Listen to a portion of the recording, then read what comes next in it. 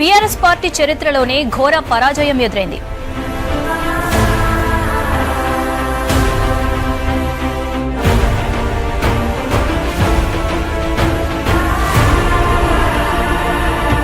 మనకి ప్రజలు 39 స్థానాలు ఇచ్చి ప్రతిపక్ష పాత్ర పోషించండి అని ఒక ఆదేశం ఇచ్చినారు.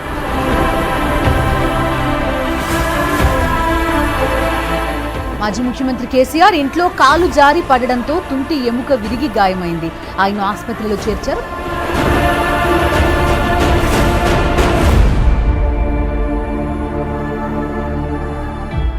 లేటెస్ట్ అప్డేట్ మనం చూస్తూ ఉన్నాం. బీఆర్ఎస్ ఎమ్మెల్సీ కవితను అరెస్ట్ చేసింది ఈడీ.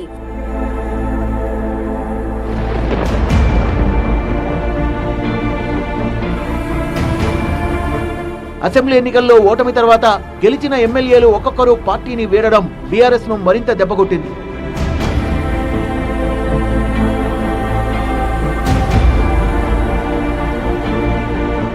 అసెంబ్లీ ఎన్నికల్లో ఓటమి నుంచి తేరుకుంటున్న బీఆర్ఎస్ కు మరో షాక్ తగిలింది. లోక్సభ ఎన్నికల్లో ఘోరంగా ఓడిపోయింది. 17 సీట్లలో పోటీ చేస్తే కనీసం ఒక్క సీట్ అంటే ఒక్కటి కూడా గెలవలేక చతికిల పడింది.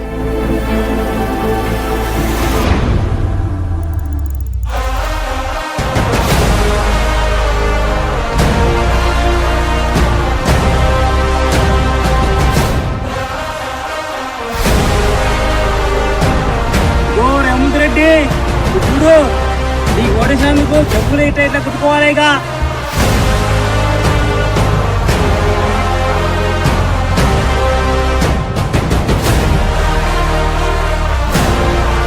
బోనస్ బోగస్ అయింది. రైతు భరోసాకు దిగ్గలేదు. బీఆర్ఎస్ అంటే భారత రాష్ట్ర సమితి కాదు, భారత రైతు సమితి అనే విధంగా రైతుల పక్షాన ఉండి గట్టిగా కొట్లాడదాం. వెనక్కి తిరిగి చూసేవరకల్లా కుప్పగూలింది అధ్యక్ష.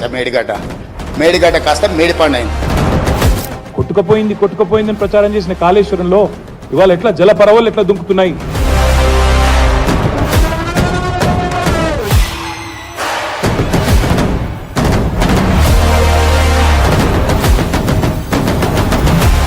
మాట్లాడతారు.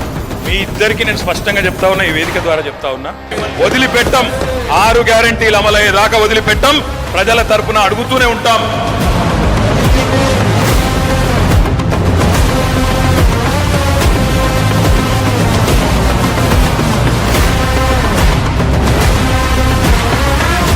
మరి ఎవరైతే ఆటో డ్రైవర్లకు మీరు ఇచ్చిన మాటలు ఏమన్నారు? మీరు 12,000 రూపాయలు ఇస్తాం సంవత్సరానికి అన్నారు. ఆ 12,000 సరిపోవు, మాకు నెలకు ఖచ్చితంగా 5,000 రూపాయలు ఇవ్వాలని చెప్పి ఆటో డ్రైవర్లు అడుగుతా ఉన్నారు.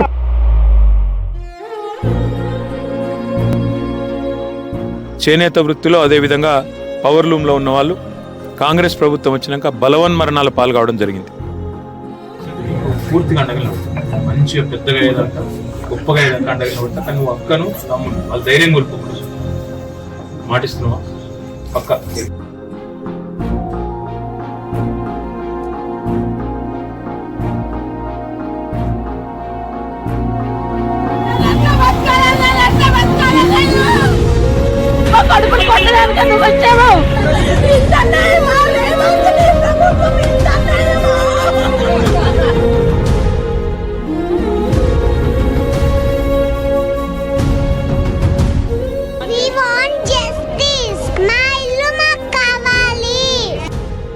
మూసీ పరివాహక ప్రాంతాల్లో బీఆర్ఎస్ ఎమ్మెల్యే పర్యటిస్తూ బాధితులకు అండగా నిలబడుతున్నారు. ఇక్కడికి వస్తుంటే అక్కడ ఒక అక్క అడిగింది, ఆమె మరి మా మీద మార్కింగ్ ఇచ్చిండ్రు ఆర్బిఎక్స్ అని, ఏం చేయాలన్నది. నేను ఒకటే చెప్తున్నా, ఆర్బిఎక్స్ అని ఉంటే దాని తుడిచిపారేజ్ కేసీఆర్ అని రాయండి, ఎవడు ముడతన చూద్దాం. టీఆర్ఎస్ ఎంట్రుగా కూడా ఎవడు పీకలేడు అనే మాట కూడా తెలంగాణను షేక్ చేస్తున్న హైడ్రాపై తీవ్ర వ్యాఖ్యలు చేసింది హైకోర్టు. హైడ్రాకున్న చట్టబద్ధతను ప్రశ్నించింది ధర్మాసనం. పొలిటికల్ బాసుల కోసం పనిచేస్తే ఇబ్బందుల్లో పడతారు అంటూ అధికారులను హెచ్చరించింది.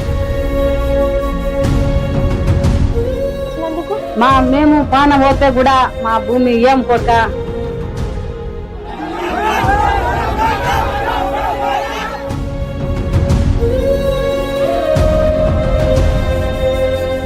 ప్రజల మీద దౌర్జన్యపూరితంగా అంటే నువ్వు భూమి ఇవ్వకపోతే నేను తొక్కుతాం. ఎవడండి తిరుపతి రెడ్డి? అడ్రస్ లేని గొట్టంగాడు వచ్చి ఇది ఆగదు, ఫార్మా ఆగదు. నువ్వు ఎవడివి చెప్పడానికి? నేను ఒకటే మాట చెప్తా ఉన్నా, ఆ కుటుంబాలన్నిటికి కూడా మీకు మొత్తంగా బీఆర్ఎస్ అండగా ఉంటది. బ్రేక్ న్యూస్ చూస్తున్నాం. లగచేల ఫార్మసిటీ భూసేకరణ నోటిఫికేషన్ రద్దు చేస్తూ ప్రభుత్వం నిర్ణయం తీసుకుంది.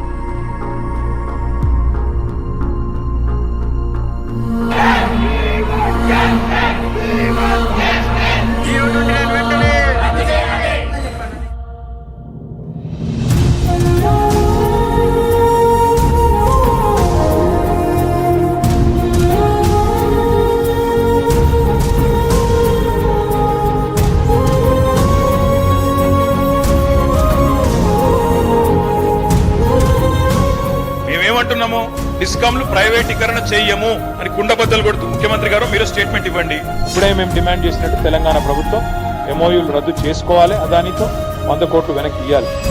రకరకాల పరిస్థితుల వల్ల తెలంగాణ రాష్ట్ర ప్రభుత్వం మీ 100 కోట్ల రూపాయలను యంగ్ ఇండియా స్కిల్స్ యూనివర్సిటీకి బదిలీ చేయొద్దు అని చెప్పి విస్పష్టంగా వారికి లేఖ రాయడం జరిగింది.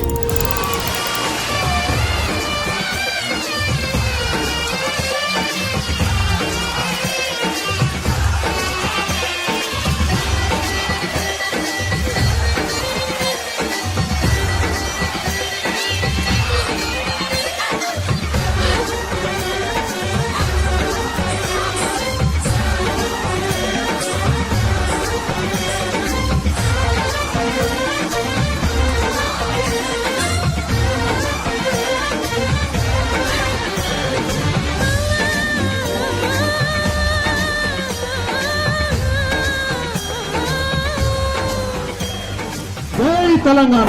చెయ్యి అంటే మొండి చెయ్యి కాదు, పిడికిలి పిడికిలి. జై తెలంగాణ.